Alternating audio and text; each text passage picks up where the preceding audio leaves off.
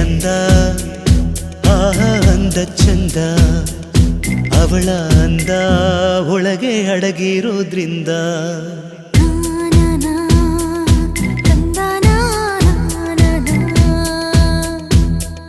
ಸೀರೆಯಲ್ಲಿ ಹೆಣ್ಣು ಬೆಣ್ಣೆ ಬೆಣ್ಣೆಯಂತೆ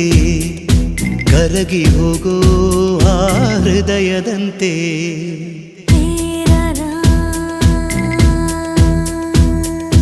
ಹಣೆಯಲ್ಲಿ ಸಿಂಧು ಅಂದದ ಬಂದು ಕಣ್ಣಲ್ಲಿ ಕಾಡಿಗೆ ರುಚಿಯಾದ ಅಡಿಗೆ ತಿಂದು ದೇಗೋ ಹೃದಯಕ್ಕೆ ಹೆಣ್ಣಿನ ಅಂದವೇ ಮದುವೆಯ ಭೋಜನವಂತೆ ಮದುವೆಯ ಭೋಜನವಂತೆ